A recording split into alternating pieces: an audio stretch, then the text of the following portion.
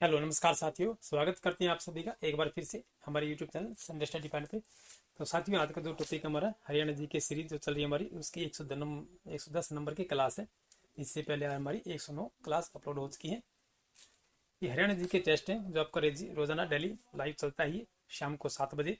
ये पुलिस पटवार, ग्राम सचिव, क्लर्क, एचएससी, सीईटी या जो भी परीक्षाएं होती हैं एचएससी द्वारा ली जाने वाली परीक्षाएं या हरियाणा सरकार द्वारा ग्रुप ए से लेकर ग्रुप डी तक की, उन सभी परीक्षाओं के लिए बहुत ही महत्वपूर्ण है। तो वीडियो को अंत तक देखते रहिए और वीडियो को लाइक कीजिए, शेयर कीजिए अपने दोस्तों के साथ। और अभी तक आपने हमारे YouTube channel Sunday study point को सब्सक्राइब नहीं किया तो जल्दी सब्सक्राइब कर लें, साथ में बेल आइकन प्रेस कर लें, क्योंकि जब भी हमारी अगली वीडियो अपलोड होती हैं उनकी सूचनाएं साथियों आपको समय पर मिलती रहे। तो आज का जो हमारा पहला प्रश्न है वो आपकी स्क्रीन पर आ गया है। तो साथियों, यदि आपका कोई भी किसी प्रकार सुझाव है तो आप हमें कमेंट बॉक्स में लिख सकते हैं और अपने आंसर भी हमें कमेंट बॉक्स में कर सकते हैं। तो साथियों, आज का जो पहला प्रश्न हमारा, यमुना नदी हरियाणा के किस जिले से होकर नहीं बहती है? देखिए, पूछा गया किस जिले से होकर नहीं बहती है। अम्बाला, यमुनानगर, करनाल या पानीपत, इन चारों में से किस में से होकर नहीं बहती है? तो अपना सही आंसर दें जल्द से जल्द। यमुना नदी जो है हरियाणा के किस जिले से होकर नहीं बहती है, ये नहीं पूछा गया है। तो किससे होकर नहीं बहती? अम्बाला से। ऑप्शन नंबर फर्स्ट जो हमारा सही आंसर हो जाएगा, ये अम्बाला जिले से होकर नहीं बहती है। चलिए दोस्तों, अगला प्रश्न जो हमारा है कि किस अभिलेख में चौहान राजाओं द्वारा हरियाणा के नगरों को विजित करने के संबंध में उल्लेख मिलता है? पेहुआ अभिलेख, बिजोलिया अभिलेख, लाओस अभिलेख या सिरसा अभिलेख? ये चौहान राजा, ये पृथ्वीराज चौहान थे, उनका वर्णन किया गया है ये। तो इन्हें हरियाणा को किन नगरों को इन्होंने विजित किया था जिसका उल्लेख मिलता है?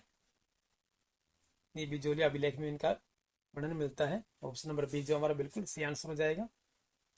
चलिए साथियों, अगला प्रश्न चलते हैं हम। ब्रह्मा युद्ध में अंग्रेजों की हार की चर्चा सुनकर हरियाणा के किसानों ने अंग्रेजों के विरुद्ध बगावत कर दी। इस विद्रोह या बगावत का प्रारंभ किस स्थान से हुआ था? रोहतक, हिसार, झांसी या गुड़गांव?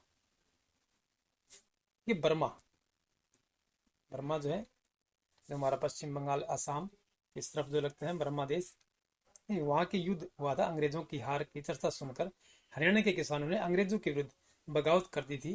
तो इस विद्रोह या बगावत का प्रारंभ किस स्थान से हुआ था? ये रोहतक से हुआ था। ऑप्शन नंबर फर्स्ट जो हमारा बिल्कुल सही आंसर हो जाएगा। चलिए साथियों, अगला प्रश्न जो हमारा कि हरियाणा में मॉनिटरिंग स्टेशनों की संख्या कितनी है? 1, 2, 3, 4? तो सभी आंसर दें अपना कि हरियाणा में मॉनिटरिंग स्टेशनों की संख्या कितनी है? ये 3 है। ऑप्शन नंबर सी जो हमारा बिल्कुल सी आंसर हो जाएगा। अगला प्रश्न हमारा जो है, हरियाणा के किस जिले में उदासीन प्रतिक्रिया वाली मृदा पाई जाती है? उदासीन प्रतिक्रिया वाली मृदा यानी मिट्टी पाई जाती है। सिरसा, फरीदाबाद, करनाल, यमुनानगर? तो सही आंसर क्या हो जाएगा? हरियाणा के किस जिले में उदासीन प्रतिक्रिया वाली मिट्टी पाई जाती है? तो ये कहाँ मिलती है? यमुनानगर में मिलती है। ऑप्शन नंबर डी जो हमारा बिल्कुल राइट आंसर हो जाएगा साथियों। चलिए अगला प्रश्न चलते हम कि राज्य में सर्वाधिक क्षेत्र में किस मसाले की खेती की जाती है? धनिया, हल्दी, लहसुन या मिर्च? ये मसालों की पूछी गई है कि सर्वाधिक क्षेत्र में मसाले की खेती की जाती है तो किस राज्य में की जाती है? इस पूरे राज्य में की जाती है और ये हल्दी की होती है हमारे यहाँ। ऑप्शन नंबर बी जो हमारा सही आंसर हो जाएगा। चलिए साथियों, अगला प्रश्न हमारा, हिसार जिले में किस स्थान पर असो ऑस्ट्रेलियन केंद्र कार्यरत है? टोहाना, फतेहाबाद, झांसी या सिवाने? हिसार के अंदर जो है एक पशु फार्म है जो एशिया का सबसे बड़ा पशु फार्म है, याद रखिएगा। ये क्वेश्चन बार बार पूछा जाता है। असो ऑस्ट्रेलियन पूछा गया है यानी घोड़ों का। इसका राइट आंसर हमारा ऑप्शन नंबर ए है। देखिए, टोहाना में है ये।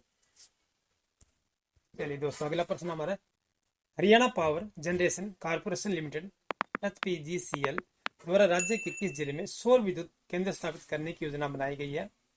फरीदाबाद, गुड़गांव, हिसार या यमुनानगर? तो सही आंसर क्या हो जाएगा? Haryana power generation corporation limited है HPGCL, किस राज्य में सौर विद्युत केंद्र स्थापित करने की योजना बनाई गई है? ये यमुनानगर में। ऑप्शन नंबर डी जो हमारा बिल्कुल सही आंसर हो जाएगा ये।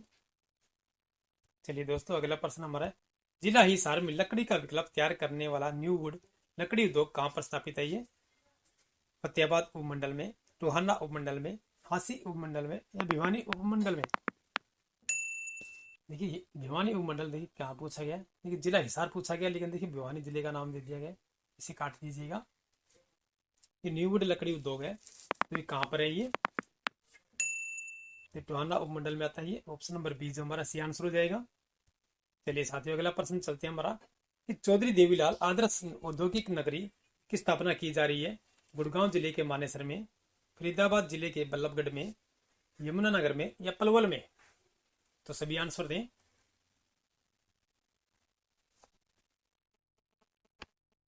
चौधरी देवीलाल आदर्श औद्योगिक नगरी की स्थापना की जा रही है, कहां पर है? ये गुड़गांव जिले के मानेसर में की जा रही है। चलिए दोस्तों अगला प्रश्न चलते हैं हमारा कि NH2 या नेशनल हाईवे या फिर राष्ट्रीय राजमार्ग 2 को हरियाणा बल्लभगढ़ से किस प्रदेश की सीमा तक 4 मार्गीय बनाया गया है? उत्तर प्रदेश, पंजाब, हिमाचल प्रदेश या राजस्थान? तो सही आंसर क्या रहेगा? ये राष्ट्रीय राजमार्ग या नेशनल हाईवे या फिर NH2, ठीक है, इसका ये पूरा फुल फॉर्म है। हरियाणा बल्लभगढ़ से किस प्रदेश की सीमा तक 4 मार्गीय बनाया गया है? ये बल्लभगढ़ से लगता है ये, तो कहां तक ये 4 मार्गीय बनाया गया है? तो उत्तर प्रदेश तक। ऑप्शन नंबर ए जो हमारा बिल्कुल सही आंसर हो जाएगा। देखिए बल्लभगढ़ के नजदीक उत्तर प्रदेश और राजस्थान दो लगते हैं, ठीक है, पंजाब और हिमाचल प्रदेश नहीं लगते हैं। इस प्रकार आप अपना आंसर आप दे सकते हैं। चलिए दोस्तों अगला प्रश्न चलते हैं हमारा। हरियाणा का पहला हिंदी समाचार पत्र है चेतना, जैन प्रकाश, जाट समाचार या दैनिक हरिभूमि? हरियाणा का पहला हिंदी समाचार पत्र पूछा गया है, ये कौन सा है? चेतना, जैन प्रकाश, जाट समाचार या दैनिक हरिभूमि? देखिए ये प्रदेश का पूछा जाए, यानी जैसे कि भारत का, तो कौन सा है? जाट का चलता है ये समाचार पत्र। उदंत मार्तंड, देखिए उदंत मार्तंड हिंदी समाचार पत्र था ये, जिसके जुगल किशोर से इन्होंने निकाला था ये उदंत मार्तंड। हरियाणा का पहला हिंदी समाचार पत्र है, तो ये कौन सा है? ये जैन प्रकाश है। ऑप्शन नंबर बी जो हमारा सी आंसर हो जाएगा। निम्न में से किस वाद्य यंत्र को जोगियों ने प्रसिद्धि प्राप्त करवाई है? देखिए जोगी होती हैं, ये वाद्य यंत्र रखते हैं हाथ में, एक हाथ से देखिए बाएं हाथ से ना जिसको पकड़ लेते हैं और इस पर दाएं हाथ से बजाते हैं, तो शहनाई, हारमोनियम, सारंगी, एक तारा। आपने देखा हुआ जोगी आते हैं मांगने के लिए, एक हाथ में देखिए एक लकड़ी का मुट्ठा होता है, ठीक है, लंबा, उस पर तारे बनी होती है और एक तरफ से देखिए चांद की तरह गुड़ाई में होता है, उसके ऊपर ऐसे घिसाते हैं तो वो आवाज निकालते हैं, इसे सारंगी कहते हैं। ऑप्शन नंबर सी जो हमारा सी आंसर हो जाएगा। और हमारी जो एक क्लास है, वीडियो है, जो पूरी अपने जितने भी वाद्य यंत्र हैं उन सभी की हैं, हरियाणा के जितने वाद्य यंत्र उन सभी के लिए बनाई गई वीडियो है, आप उसे भी देख सकते हैं, जिसका लिंक आपको नीचे डिस्क्रिप्शन में मिल जाएगा। चलिए साथियों अगला प्रश्न चलते हैं हमारा। कौन सा नृत्य केवल पुरुष नृत्य है? खोड़िया नृत्य, झूमर नृत्य, फाग नृत्य या डमरू नृत्य? कौन सा नृत्य जो है केवल पुरुष नृत्य है? देखिए डमरू नृत्य जो है ये केवल पुरुष नृत्य है। देखिए तीनों नृत्य जो है ये खोड़ी नृत्य महिलाओं द्वारा किया जाता है, झूमर नृत्य भी और फाग नृत्य भी। फाग नृत्य में देखिए महिलाएं और पुरुष दोनों होते हैं। चलिए दोस्तों अगला प्रश्न चलते हैं हमारा। निम्नलिखित में से कौन सा अपशकुन है? हिरण दर्शन, भैंस पर सवार ग्वाले का दर्शन, गो दर्शन, नीलकंठ दर्शन?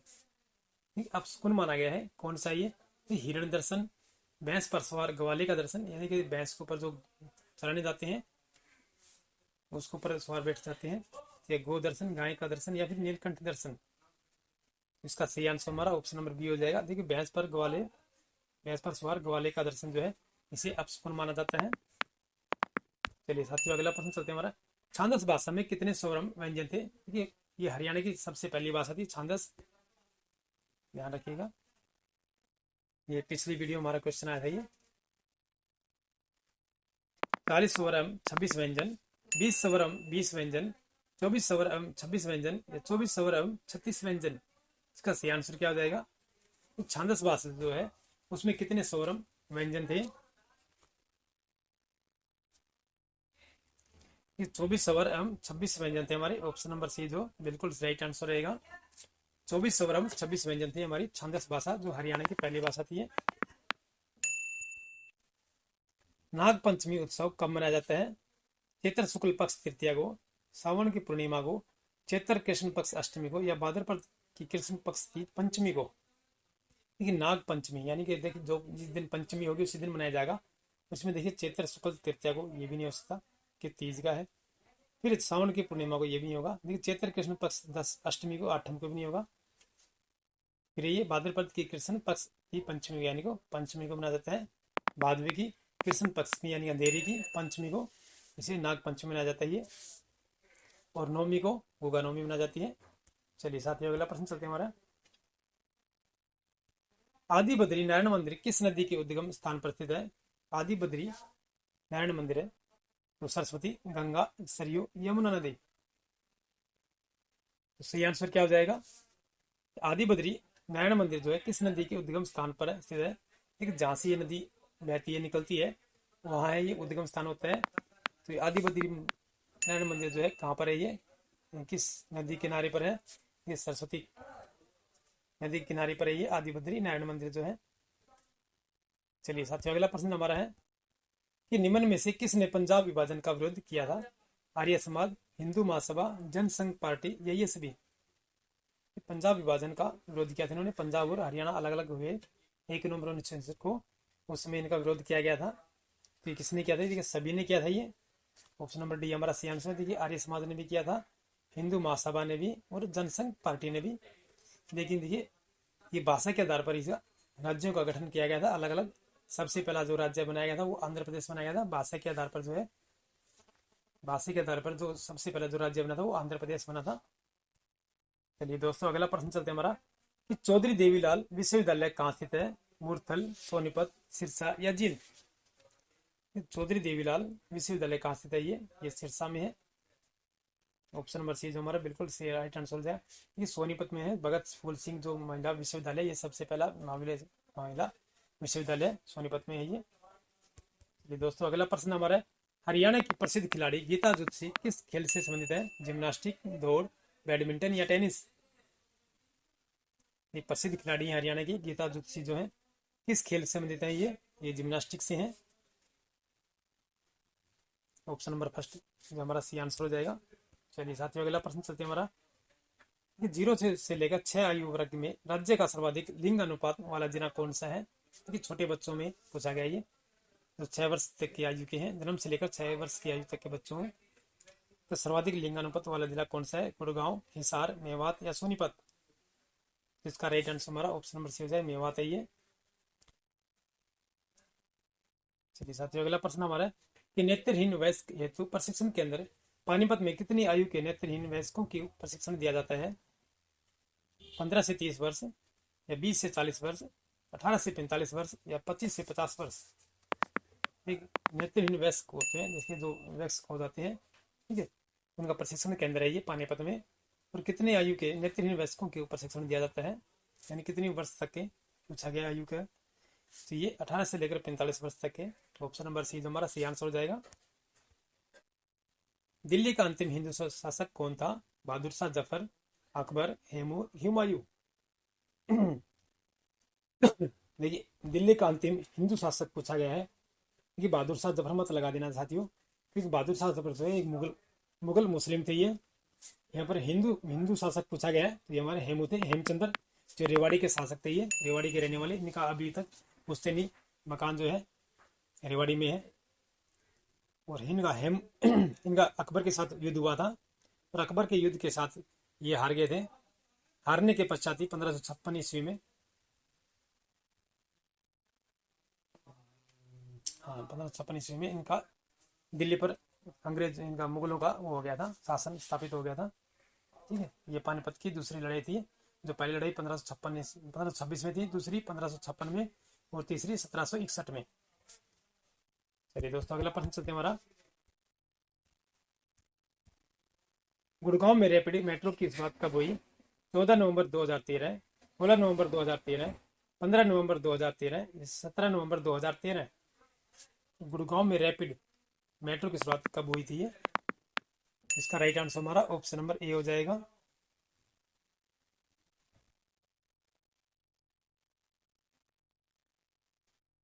चौदह नवंबर 2013 को गुड़गांव में रैपिड मेट्रो की शुरुआत हुई थी।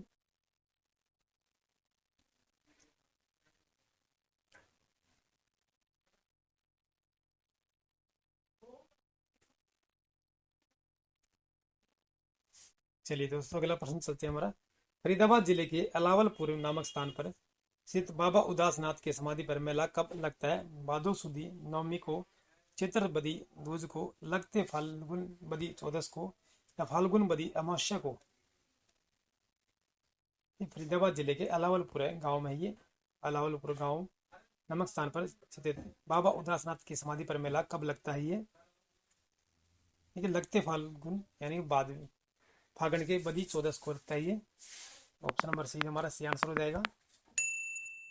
फाल्गुन की पूर्णमासी खुबड़ू नामक स्थान पर कौन सा मेला लगता है? ये फाल्गुन की पूर्णमासी है और खुबड़ू नामक स्थान पर कौन सा मेला लगता है? ये सतकुंभा, मेला देवी, मेला बाबा समक्षा, इनमें से कोई नहीं। तो इसका सही आंसर हमारा ऑप्शन नंबर सी हो जाएगा। मेला जो है बाबा समक्षा का लगता है ये। चलिए दोस्तों, अगला प्रश्न हमारा है, किस सांग को इतिहास का प्रथम सफर स्वांग मानते हैं?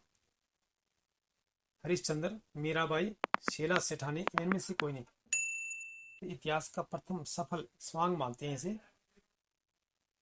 तो कौन सा है ये शीला सेठानी है। ऑप्शन नंबर सी हमारा सी आंसर हो जाएगा।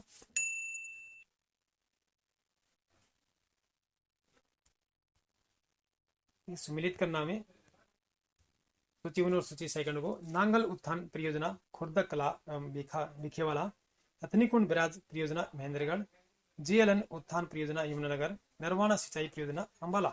तो सही आंसर क्या हो जाएगा? ए बी सी डी से।